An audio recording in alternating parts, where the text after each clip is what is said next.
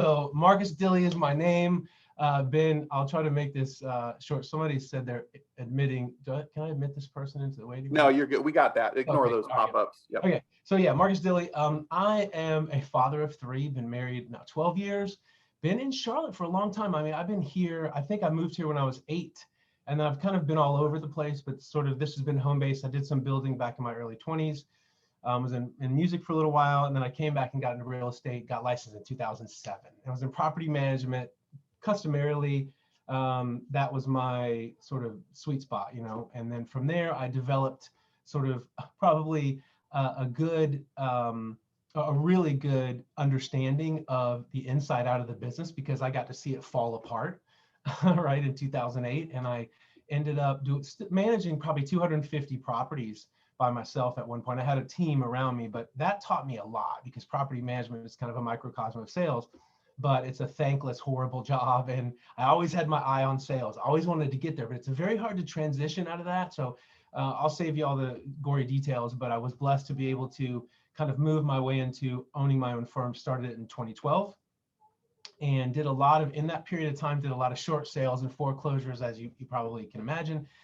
Started a team, started building, really didn't start the momentum until probably 2014, maybe 2015-ish. Started to gather some agents sort of organically. We had a really awesome focus on culture and family and support. And, we weren't setting the world on fire. I mean, we won some awards, and, we're in some top percentages for boutique brokerages of that size and blah, blah, blah. But that wasn't really at that time what we were kind of going for. We really wanted to build the foundation brick by brick. We knew, and, I love the house analogy, right? There's such a great, implementation to how you can build. And when you think about building the foundation of anything, you got to pour the footers, right? You got to pour the cement, and the deeper the higher the building, the deeper the footers, right? Or the wider. So we really wanted to go brick by brick, and we wanted to lay each brick as perfectly as we could. That was kind of our focus. And we did really well. And then right around 2018, we made some changes. And then from there, it's kind of been just an amazing ride. Last year, I did about 15 million, which is, I mean, it's funny when you think about that. Like, I've got agents that are killing it and they're doing 3 million. And I've got other agents that are killing it and they're doing 40 million, So it's just, everyone's kind of running their own race. But my goal for next year, actually, it's kind of crazy, for this year, sorry, is 28 million. I know that's like super crazy because that's almost double where I'm at, but I like to shoot for the stars and hit the moon. I'm very interested in pouring into people. I'm passionate about people, why they do the things they do. In fact, I've always said the only two things have ever really been passionate about is people and music. And if I wasn't in real estate, I'd probably be a psychiatrist, which I kind of already am, right? As you guys know, which I love. That's one of the reasons I'm so passionate about real estate. And I love it because it allows me to serve, to give back, to, help people, to counsel people, to be, to add value to their lives and still put food on the table. It's just this incredible gift of real estate. And the music piece is there too. I've been really blessed. I could never figure out how to implement the music piece. And I figured it out finally, but at first I was like, well, should I be like the singing realtor? And I didn't really, not that there's anything wrong with that. I just wanted to do something that was a little different, and then started doing these music parodies, and that's been really fun. So yeah, that's me in a basic nutshell. That's good stuff right there, man. Thanks for sharing that. So, so guys, if you don't know, if this is your first time plugging in, shameless plug, every Tuesday at this time, we are conducting what we call at the locker room, the breakout to breakthrough group coaching. And it happens to be the first week of every month. We feature top agents just like Marcus. So you guys can submit your questions. We post the week in advance. So what I'm about to ask Marcus, a lot of these questions came from you guys. And of course, we'll ad lib along the way, and you guys can post questions in the chat, and we'll try and get them answered. But let's roll into those questions if we can. Is that cool with you, Marcus? Absolutely. Let's do it, man. So this is actually a Jake original. I lied. This is one of mine. But you mentioned community and building relationships as basically one of your superpowers, if you will. So I'm curious, two-part question. Why do you think that is so critical to any agent listening to here today, building relationships and being really community driven? And why is it part of what makes you so successful? Man, that's a fantastic question. You know, people work with those that they like and trust. I mean, that's kind of an industry staple. And I think I used to say this, used to preach this to my agents, you know, people can smell commission breath coming a mile away, right? So if you really care about someone, I used to say, you know, chase the people. That's what I used to tell them in our trainings. Chase the people, go after them, make sure that you're taking care of them, go the extra mile. The money will fall out of the sky if you do that. If you chase the money, the people kind of disappear. You could, for all intents and purposes, you could take your sphere of influence and you could just go and market and network and just be around people and just be a resource for them. Not even be pushy, not even ask for the listing agreement. I'm using this as a sort of an example. Just be a resource, provide CMAs for them, walk around their house for 30, 60, 90 minutes. Know that, let them know that you're there to help them, to serve them, to give them whatever they need, soup to nuts. And you'll get so many listings, you're not going to know what to do with yourself, because people will recognize that you care, that you're genuinely interested in their lives, that you want to be a value add, and they'll know that you're not just in it for the money. And guys, that's so unusual in this business.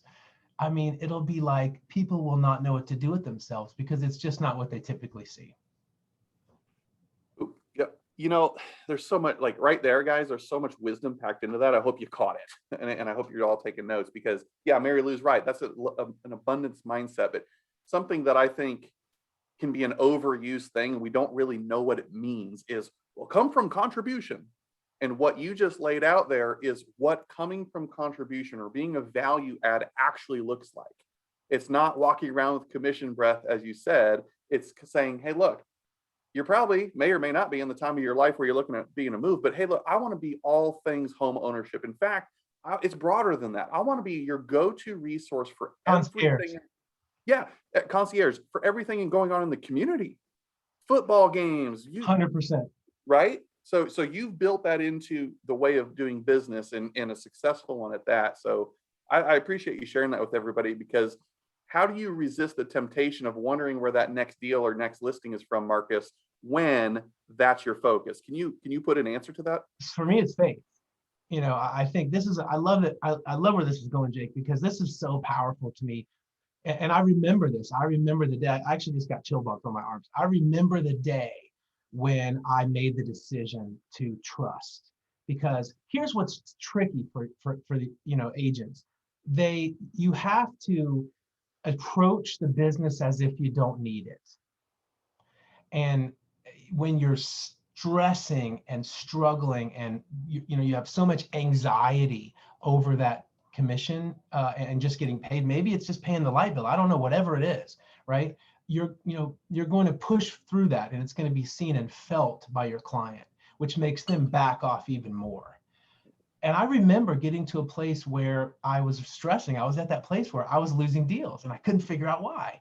And it was because I was portraying someone who needed a deal, right? And people are not going to respond well to that for a lot of reasons. It's psychological and otherwise. But I had a kind of a windfall situation. I got really blessed with a big deal, and I felt super confident that I was going to be okay for 3 months, right? And then I started to approach my business from a place of, you know what, I'm gonna operate as if it's already done. I'm gonna have faith. I'm gonna walk in faith. I'm not even gonna worry about month 4, because you're in the same place with that, right? And so what I recognized was the freedom that I had, the confidence that I had to be able to pour into people and not worry about what was coming next, automatically built in that trust to make those deals happen. And then it was just like one after the other, after the other, after the other. And I realized in that moment, that's what it was about. But it's tricky to do that mindset flip is tricky when your emotions are so big. Man, I see a lot of smiles, and Mary Lou, not like you. Yes to everything you said, because it's easier said than done, right? When you're acting out of, well, I need to pay my mortgage, and yet you're telling me over here, come from abundance and trust and faith and all these things. You're exactly right, though. And what I heard you say, again, I'm listening for the coaching moment lessons in it, is you've conditioned yourself to be detached or unemotionally involved from the outcome. Would that be a fair summary of what you're saying? Completely fair. I love the phrase, marry the process, divorce the result. Love that phrase. That is a winner for us in our team. Write that down. Right. Say it one more time. That's a write down moment. Say that. Marry the process, divorce the result. Smack that bad boy on social media and quote Marcus with that. Even if it's not mine. It's not mine. No, it's okay. That's what we done. That's good stuff right there, man. Good. Thank you. And it's my mindset, 100%. Yeah. Yep. So one of the questions that came in here is, what would you say are the top 3 highest converting lead sources for you? Specific to your business, where are you converting the most business from a source? So for me personally, sphere of influence is huge. That's my biggest. Sphere of influence is definitely my biggest. And that just has been a constant in my career. And a lot of that is from the obvious reasons and other reasons and consistency and all that stuff. But that's been a really big one. Referrals are another one that I get a lot of as well.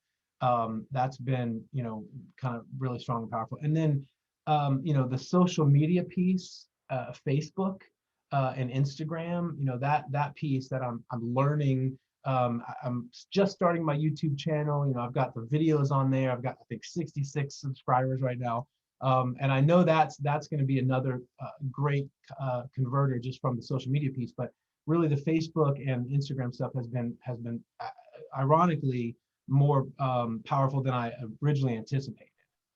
So let's dive into that a little bit deeper then, from a practicality standpoint, because we got a lot of newer agents, lesser experienced. Maybe they don't have quite that repeat referral business just yet, which is to be expected. That's okay. Sure. So tell us, if you don't mind, a little bit deeper on two questions. How do you stay in front of your sphere of influence that you mentioned? Like, what practical examples or tips could you give? And second part then, is there any formula that you use with social media, X number of posts and anything like that, if you don't mind? Oh, those are great questions. So I think, sphere of influence, a lot of it is just in the community, doing community things, getting together, networking a lot, being kind of a hustler, getting out there. And you can do this without having a sphere of influence, by the way. That's a whole other piece to that puzzle. But, it can be really helpful when you're staying in front of people, whether you do it physically or whether you do it by. A lot of times we'll send out cards, Christmas cards, remembering little things like birthdays. And we've talked, Ashley and I actually just talked about doing this kind of on a broader scale. So having those kind of, we appreciate you moments, whatever way. I don't know that the method is as important as the execution. We appreciate you.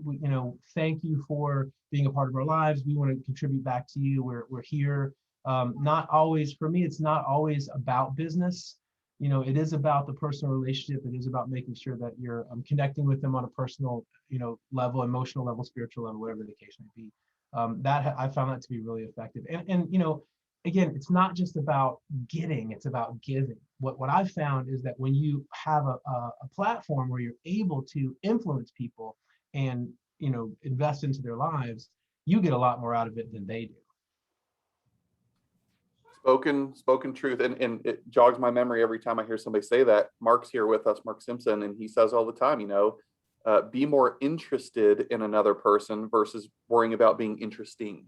And that's what I hear you saying. You're investing, you're pouring in. It's not about, hey, who do you know looking to buy, sell, invest? Click. You're like, how you doing? How's the family? Is there can I run and get you groceries if COVID-19 has smacked you in the face or whatever? It sounds like you're just, again, pouring into others and knowing that the law of reciprocity, it'll be reciprocated back to you. 100%. And that's a broad, 30,000 foot view. Practically, there's a lot of different ways that you can execute that, right? And I'm not, we don't have to talk about method as much and waste time on it, but there's a lot of ways you can do it. I really, honestly, Jake, and you can correct me if I'm wrong or give me your opinion on this, or anybody on here, but I'm not sure the method as important as the execution. As far as what are you practically doing from a nuts and bolts, point of view. I completely agree. We can talk theory and methodology all day long.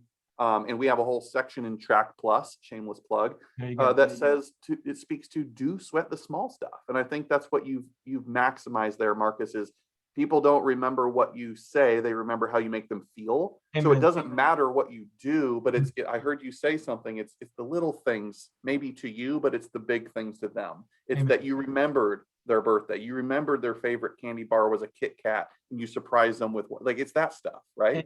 And sometimes when you take that cookie or Kit Kat or whatever it is to the household and drop it off, you don't realize that they've just had the worst day of their lives. So it's, again, you're staying in front of them, and there is a method to your madness, but there's also something deeper that could be going on, which is what it's all about. Yes. Hey, if you believe that everything you're hearing right now is simple, right? And if you believe that we have a tendency to overcomplicate things, say yes in the chat. Just call yourself out. I'll be the first one to do it. Say yes in the chat if you say, I admit that I overcomplicate things, because there's nothing. All right, look at it blowing up. There's nothing hard about what Marcus is saying here. Now let's go to question 2.0 on that then. Talk to us about social media. Do you have a formula? Do you make sure you post X number of times a day? If so, what's that, business to personal ratio, anything like that? Or am I So I'm the making it first too person. complicated? Yeah, man, I'm the first person to call myself out on this. Like, I am not anywhere near the way I should be. Like, I'm not doing what I'm supposed to do. I have so much work on myself to do to stay on track with this. However, what I've been doing, what I'm trying to get better at doing, is called Trello. And basically it is allowing me to have, like, what we'll do is we'll put in holidays, events, certain things that I can post on social media, like National Puppies Day, right, or whatever, and it's like, May 14th or whatever it is, and so we'll put it in there, and I'll make a little post about it. Now, I've missed many of these, but they're all in there. And I don't, so to answer your question specifically, I don't have I do think that you should try, as a general rule, to post 3 times as much personal stuff as you do business stuff. That's just my own, again, I like to net it out, but as far as like the high level stuff, that's Trello, and kind of implementing all that, putting all that stuff in, and then trying to follow that process. Right. Yeah. So all right, great. So kind of similar but different questions. So as a leader of a successful team, there's a lot of different responsibilities and things that you carry here. So if you could choose 3 activities to spend your time on, what would they be and why? Those are great questions. Now, these are lead generating activities. They could take it wherever you want to go. This was an audience question, so that's probably where their frame of reference was, but it may not be the answer for you. So I think, the most important, absolutely number one thing that you have to do to spend your time is self-development. I like that answer. Honestly, I think that when you can invest in yourself and read and be around those 5 people that are influencing you and helping you, raising you up and challenging you and inspiring you, whatever it is, that helps you to sharpen your own pencil, and just become a better human being, having more character and integrity and discipline and all the things that are needed. And again, look, guys, I'm the first one. I do not have this figured out. I'm far from having this figured out, but I do know that I'm attempting it. Sometimes I win, sometimes I fail, but I know that I'm continuing to try to move in this direction. I think that's a huge, huge part of, because without that I don't think anything else matters, So personal development, which includes reading, listening to audiobooks, associations with who you're letting into your inner circle. Exercise. So yes, I'm not letting you off the hook. I'm going to say that's 1. So Yeah. what other Sure, of course. focus would you have if you had to say? So I think, and again, don't have it figured out, working on it. I think the second biggest thing is organizing your business. So a lot of us, myself included, fly by the seat of our pants. Some of us don't. Some of us are very systems driven, and that's fantastic, right? But I think a lot of us as real estate agents, because we tend to be the sail and not the anchor. I mean, I think this industry kind of lends itself to that a little bit. I think we tend to kind of, deal with whatever's yelling at at us the loudest at that moment. So here's what's funny. It's like, I know people, and I'm just going to go ahead and say it. I know people that have, so let me say this. When I was first in real estate, I would look at agents that were super stupid successful. And I would go, oh my gosh, put them on this pedestal. They're like, they have they're cut from a different cloth, right? They're special. Every word that comes out of their mouth is some morsel of golden goodness. You know what I mean? They're just perfect in every way. And then as I, developed and met some of these people, I found that they were a little bit underwhelming. Like personally, I thought they were going to be like the great Svengali and, whatever. What I realized, to cut it short, is they have a system and they work a system consistently because small, seemingly insignificant activities performed over a long period of time produce staggering results. Yes. Right? I just How many times have we said this? I mean, and it, so the system, building a system that works and working that system would be number 2. Oh my God, I could just hug you right now, man. Back to the bromance. I don't even care, because the quotes that we hear, and they can be cliche, and it's like, yeah, okay, that's just another thing Jake or somebody else is saying. No, systems, which is what you're saying, make the ordinary extraordinary.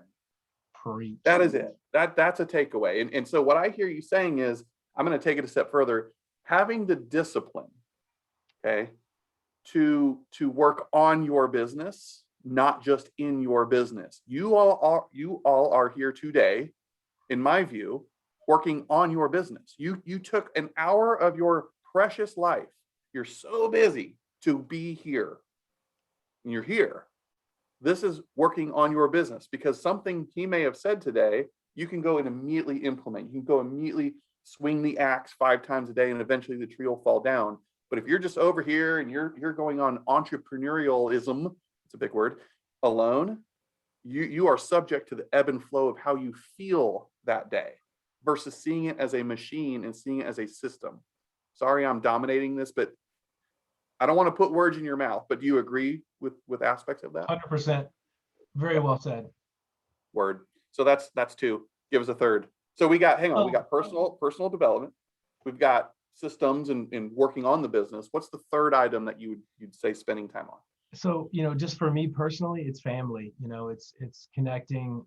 So first is self, second is kind of community, and then third is family. So, yeah. Let's go there, because that is a later question that I was going to ask you. How do you separate that, Marcus? You're a busy guy, doing more business than probably all of us, if not most of us on here today. How do you balance family and being fully present with your family and then work? I got the answer. You don't. It's like, I'll be honest with you, Jake. I'm just gonna put it out there. Like, I don't think balance exists. Yeah. I really don't. I don't think it exists. I think that you're constantly being pulled in one way or another. So for me, it's this constant battle. It's a constant battle towards mediocrity, a battle against mediocrity rather, right? Because I want to be a better husband for my wife, and I want to be a better dad for my kids. And sometimes we go and take the Jeep to the National Whitewater Center, and we spend the day together, and it is pure bliss. And we've invested in each other, and I know that we've grown, and I've grown, and they've grown, and we're building a legacy, and it's just so cool. And other days, I don't make it to dinner, and it's just not good. It's not good. So, it's an effort. It's a constant battle, and it's an effort. Yeah, I think that's a very real answer, and I appreciate that, because it's we're chasing something that I'm not sure exists, where it's this perfect harmony of balance. And I'm 100% on Team Marcus on this one. It's progress over perfection. It's a constant state of awareness, and to summarize it up, it's a state of constant counterbalancing, as written in the One Thing book and other trainings. You're spot on, man. It's zigging and zagging, and the whole goal is just don't be in one place for too long. That's where stress occurs, and stress is used to describe heavy machinery, not a human being. So if any of you are stressed right now, check up from the neck up. When's the last time you did anything for yourself? When's the last time you did make it home for dinner to talk to your family? Make it a priority, just like $1 million listing appointment would be a priority, right? So you're human. You struggle with it just as anybody else does, Marcus. Absolutely. Got it. Okay. All right. So let me ask you this one. Kind of put your new agent rookie hat on a little bit on this one. What's one thing you wish you would have done sooner? I wish, such a great question. Oh my gosh.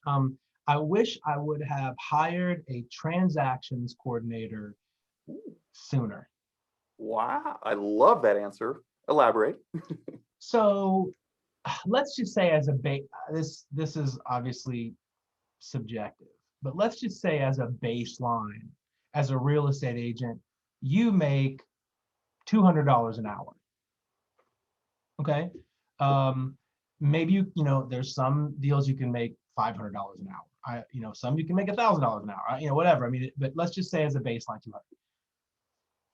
I didn't realize soon enough that I shouldn't be doing anything that I wouldn't pay someone $200 an hour to do, because I'm not serving my highest and best use in that moment. And if my whole purpose is to generate the business, do lead generating, lead servicing activities, business building activities, if that's my my goal, then if I'm not doing things that are working towards that goal, I'm doing something that I'm doing things that are taking me away from that goal. So that is so good. You are speaking truth, man. So was there a moment in time where, whether it was a production, you're like, I'm there, I need to make that higher and get some leverage? Or was there an epiphany that you're like, there's got to be more? Like, how did you come to grips with that and let go of that element of your business? yeah, I think it was like 2:00 in the morning, and I was trying to put deals together and do contracts, and I'm like, I can't do this anymore, because I was doing it all myself. I kind of, even the whole entrance into the real estate, I didn't really have anybody to teach me. I just figured it all out, and didn't have any real training. And because of the property management stuff, and there's so many things I did that I would, if I could go back, or if I'd had some insight, I would do differently. Interesting. So anybody listening out there who maybe is working themselves up, like, hey, gee, good problem to have. What's your advice to them? They can't delegate it. They don't have the budget. They don't have the money or business yet to afford a transaction coordinator. How do they juggle it all in the time being? That's a great question. I think, there are ways to maximize your expenditures and ways to, minimize your spinning your own wheels. But let's just talk about the transaction coordinator. For me, I pay the transaction coordinator at closing out of the commission. Yes. So it's not, I can do it. It's easy for anybody to do, and not worry about paying anything upfront. That was my setup question. I'm going to be honest. I don't know. I don't like, we have really smart people here, and yet I don't want to take anything for granted. Maybe somebody 100%. isn't quite sure what a TC, aka transaction coordinator, does and how that compensation works. It is available to you if you're a new agent who's done 2 deals. Like, go find a great transaction coordinator, maybe with your office or in your marketplace for certain, who it's a pay as I go. It's a cost of sale versus an expense. That's beautifully said, Jake. And this is a huge part of thinking in the business building category, not the lead generating or lead servicing category, right? So this is a huge, even if you just want to take some stuff off your plate and focus on the things that you're good at and will help generate business for you, which is the whole point of the business. But what's beautiful about the transaction coordinator is, they can do contract to close, but they also have add-ons. I'm glad you said that. Like, they can put something in the MLS for you if they have access, legal access to your MLS, which I think there's a way that you can do like an assist. I don't know, depending on, you probably have people from all over the country, but different MLSs will allow different things. But they can have their own, rightful access to put in, partial access to put in your listings. They can put together the contracts for you, right? And so a lot of that has been extremely helpful, because it takes a lot of the minutia and the time, the massive time sucker off your plate. Well, you just got 10, 15 hours back, who knows, whatever, I'm being general, but of your life back to go lead generate and find the next listing. So Mark said something here in the chat. TCs are success bills, not light bills. Mark is the king of analogies and stuff.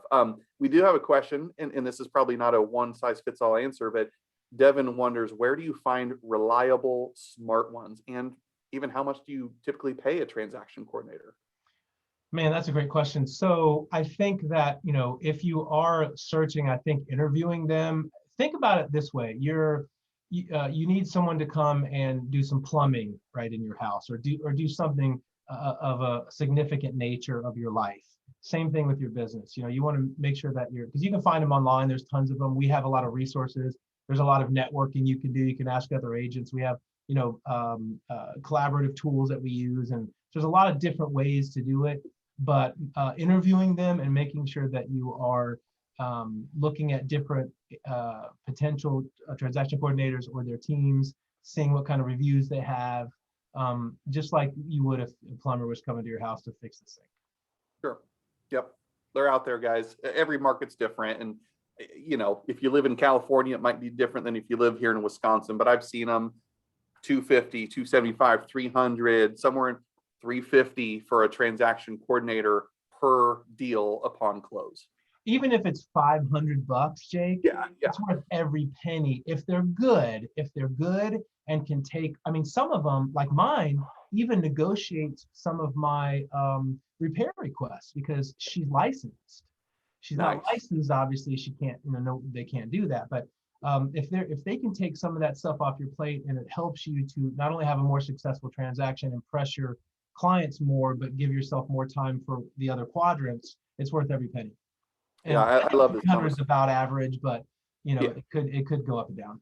Yeah, I love this conversation just because upon your own success, you're going to be, all of you will find yourself as a victim of your own success, right? Where it's like, oh, what do I do now? I'm losing my quality of life.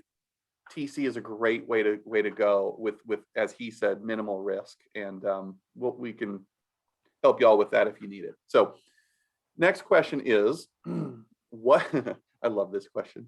What's the most expensive lesson you've learned the hard way as a real estate agent? This is a great question. You get to call yourself out. So, so a lot of, gurus and coaches, that are not anywhere near the stratosphere that you guys are, that Jake is particularly, but you know what I'm talking about, right? They have learned how to monetize agents' inexperience. Yeah. And so I was one of those. And so I spent a lot of money on stuff that just, didn't work. Whether it's lead generation, whether it's, coaching and training, the things, because you're a hungry agent, you want everything, thankfully, you guys have everything you need right here. You don't need anything else than what Jake is providing you. But in the early days when I was trying to figure it out on my own, and a lot of other agents may do this, you're trying to find what you see some fantastic, sexy looking ad, that's going to get you this and that and the other thing. And then you fall victim to it and you end up spending thousands and thousands of dollars and get nothing out of it. So, yeah, that's what I would say. I spent way too much money on shiny object syndrome. Yeah. Shiny. That's SOS. Yeah. SOS. Because yes, you're right. As soon as you get licensed, I don't know about anybody else, but you start getting bombarded with every get rich quick, every I'm going to make your life simpler promise. The biggest, most popular one is clearly buying leads. And I understand that's successful for some folks on here. So I'm not knocking it per se, but here's the reality. If you don't have the budget, put the freaking credit card away. Stop looking for the easy pill. If you're looking for something, it's called free 99 Track Plus. If you're here, unless you're a coaching client, most of you are affiliated with a brokerage and you probably get it for free. Just do that for, you know what I mean? So stop looking for the easier route or done for you solution, especially if you don't have a budget, ... If you do have a budget, there's called a return on investment formula. Okay. It's not 1-to-1. I'm looking to break even to justify the money. You should be looking for a 4-to-1 return on your investment.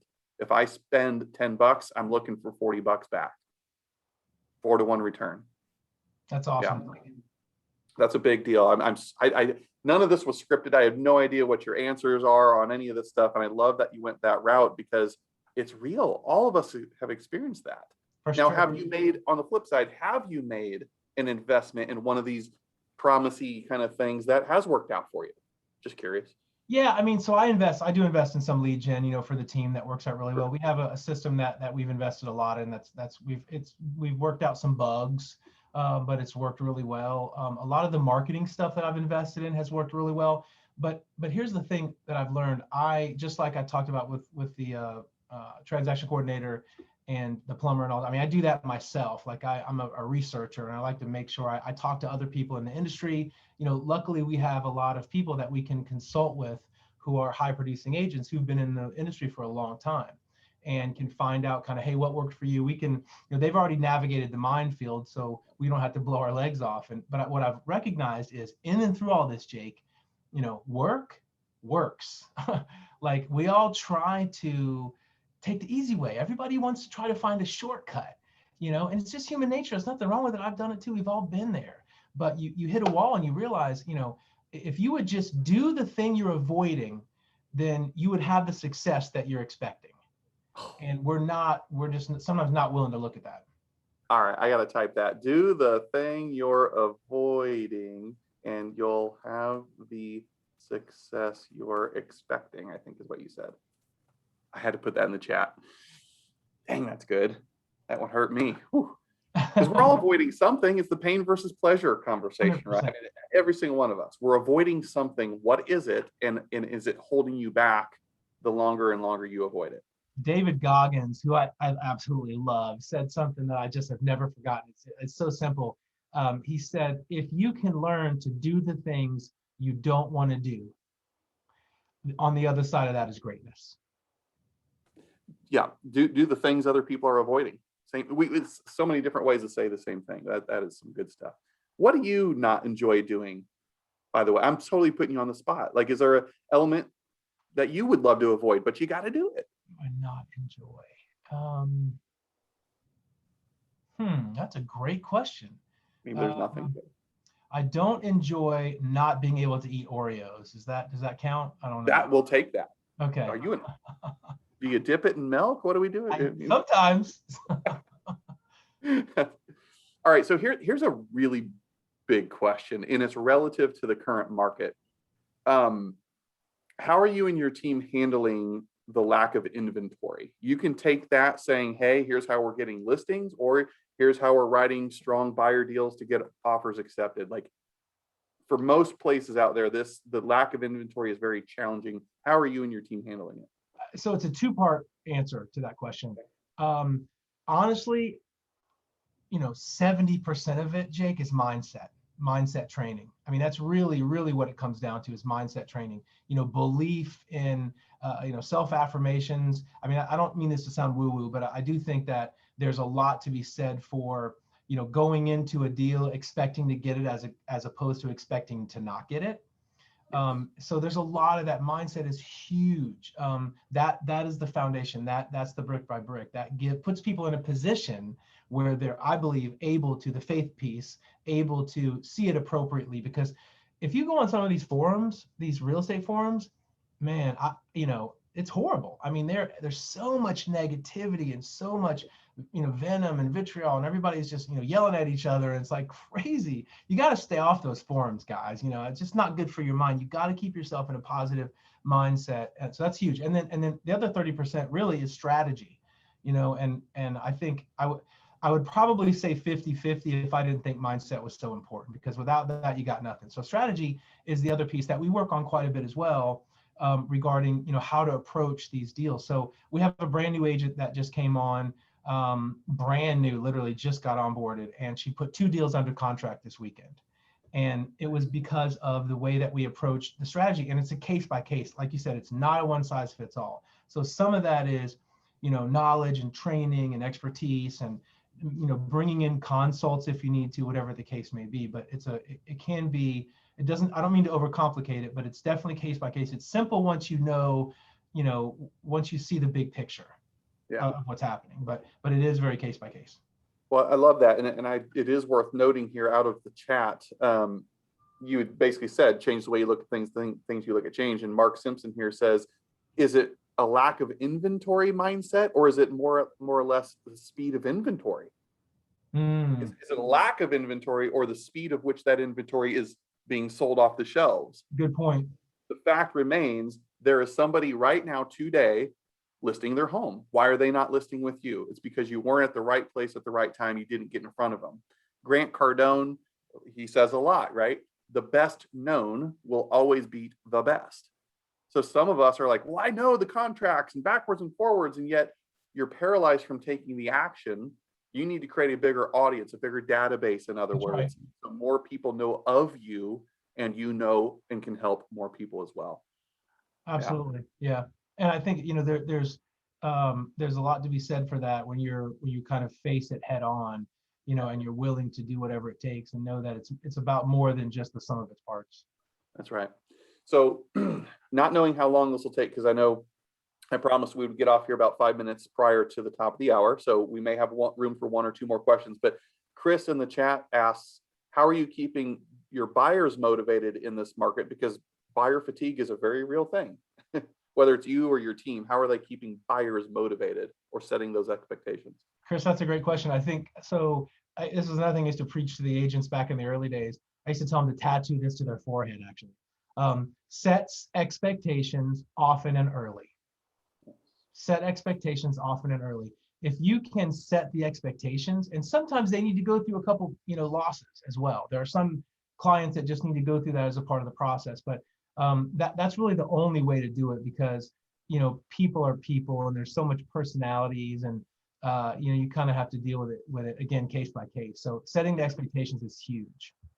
And give us a glimpse at what is one or two of those expectations? Like, you just straight up tell them, here's the market we're in, and if you see something, we got to act. Or what is that conversation between agent and client? I'm so much more touchy feely. Like I'm definitely not all business at all. So I'm very much I like to relate and laugh and depending on the clientele. I'll kind of obviously cater to them and their personalities a little bit and try to. As agents, lots of times have to be chameleon-like, but I'll figure out what their kitsch is. But I like to kind of, while I have them at a place where they're feeling comfortable and confident, to kind of then say, hey guys, let me tell you a little about what's going on. Here's what we just experienced. We just had a deal where I listed a property and we had 3 cash offers when it was coming soon, before we even put it. And then we ended up getting a $25,000 due diligence, and it sold for $45,000 over list price. They waived inspections and they waived appraisal contingencies. However, there's other deals that we've been able to get because we approached it a certain way, or did like something really ridiculous, like instead of like the property's price is $590 and we offer 6, 12, 3, 7, 8 or something, and it's just, what is this all about? So that doesn't always work every time, but there's ways that you can approach it in each case, again, to kind of keep them excited and keep them aware of what's happening. I love it. It's just, again, it boils down, you're so relational, boils down to being on their level and saying, we're a team. I'm in this with you. That's right.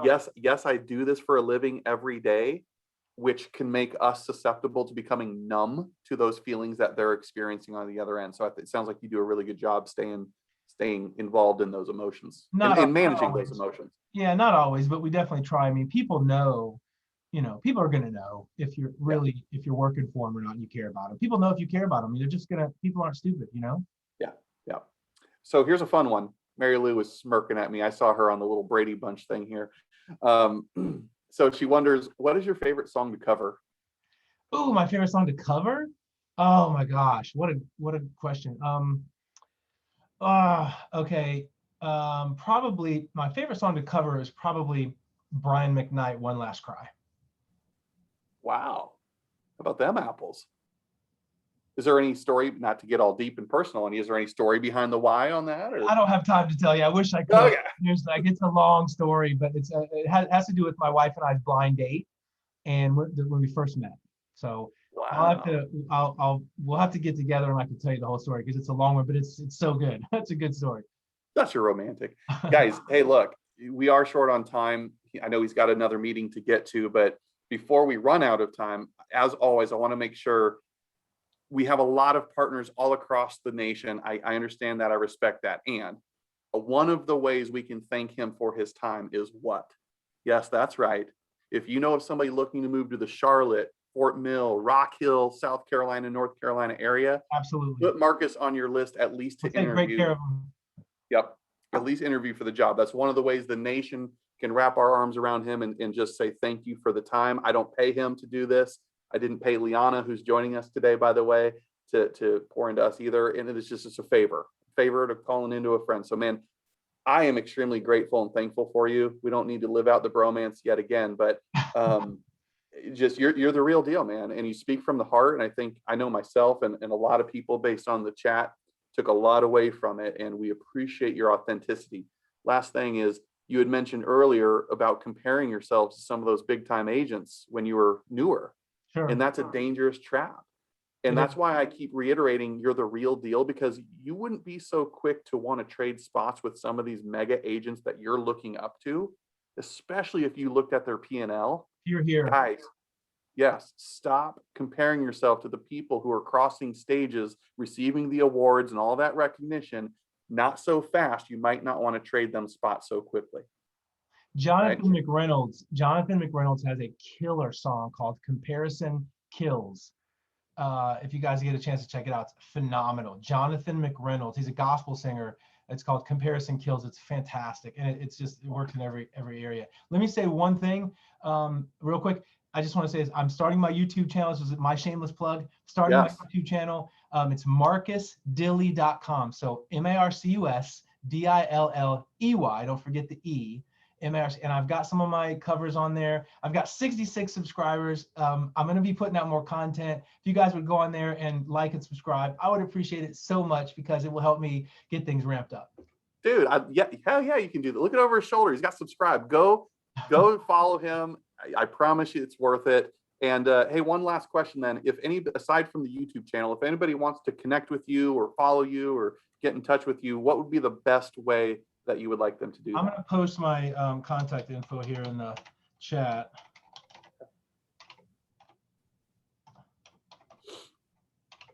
And that, let's see, there's the phone number, and then I know you're going to get a lot of wedding requests, and yeah. There you go. There is my name, phone number, and email address. Oh, there you go. Right there in the chat, guys. Make sure you grab that. For anybody watching the replay, it just occurred to me, if you are not able to see the chat on the replay, it is Marcus Dilley, 704-345-7083. And you can email Marcus at marcussoldit.com, just in case we've got some people watching the replay of this.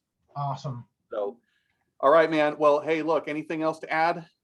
I just appreciate you guys so much, Jake. I mean, again, I don't know what to say other than I am so humbled and grateful that you would have even thought of me to do this. And it's been a real pleasure and honor to speak to you guys. And you guys are in such fantastic hands with this, as you already know, this team and this company. So thank you so much, guys.